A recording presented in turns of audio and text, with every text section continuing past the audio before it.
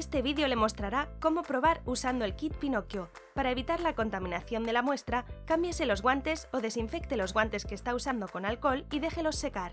Si la temperatura de su instalación está fuera del rango de temperatura adecuado para las placas, un rango de 36F a 77F, tenga en cuenta que puede tener que llevar consigo bolsas de hielo congeladas para mantener sus placas de contacto frías, incluidos las ciegas y los blancos de esterilidad. Recuerde traer su blanco de esterilidad con usted. Comience tomando una ciega. No se prueba ni aire ni gas durante el proceso a ciegas. Las perillas D, D1 y D2 deben estar completamente cerradas.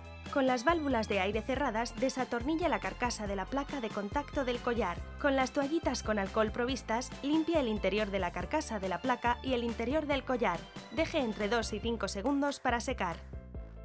Tenga cuidado al abrir el paquete sellado, ya que las placas están sueltas. Retire una placa de contacto del paquete, asegúrese de que el agar esté intacto y colóquelo dentro de la carcasa de la placa utilizando los clips de la carcasa.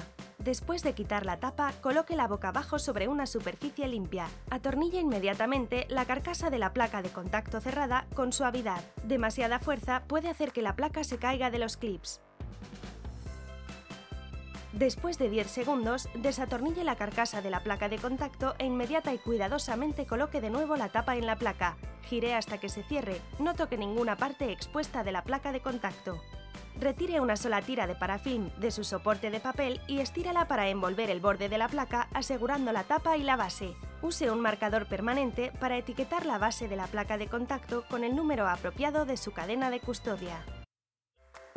Complete la cadena de custodia para reflejar la placa etiquetada, la fecha de la muestra y la descripción. Coloque la placa de contacto sellada y etiquetada en la bolsa estéril provista.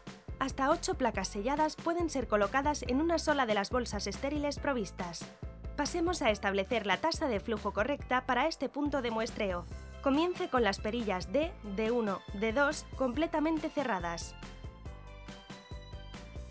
Abra la válvula de control en su línea de aire o gas. Comience a abrir la conexión de entrada de aire girando la válvula D1 en el sentido contrario a las agujas del reloj.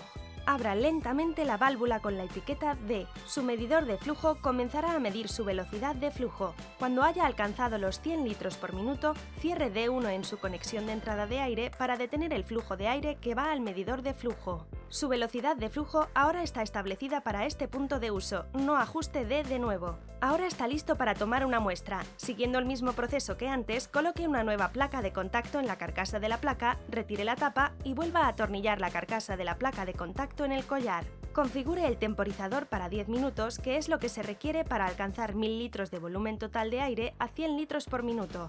Girando la válvula de control en el sentido contrario a las agujas del reloj, abra completamente D2 de la conexión de entrada de aire. Active el temporizador. Para asegurarse de que su montaje esté correcto, coloque su mano detrás del embudo. Si no siente aire en su mano, significa que el aire no fluye a través de la muestra y debe verificar las válvulas de conexión de entrada de aire D.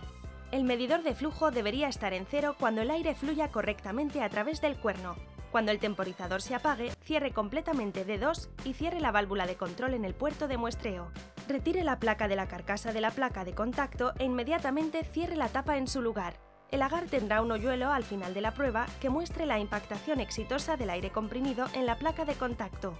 Parafilm su placa de contacto. Etiquete la base de su placa con un marcador permanente usando el número apropiado de su cadena de custodia.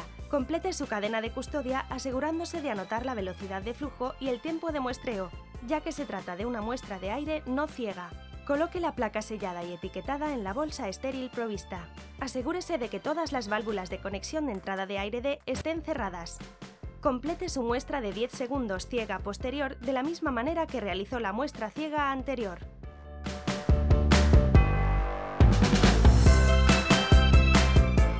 Esto completa su proceso de muestreo. Ahora está listo para empaquetar y enviar su equipo y muestras al laboratorio.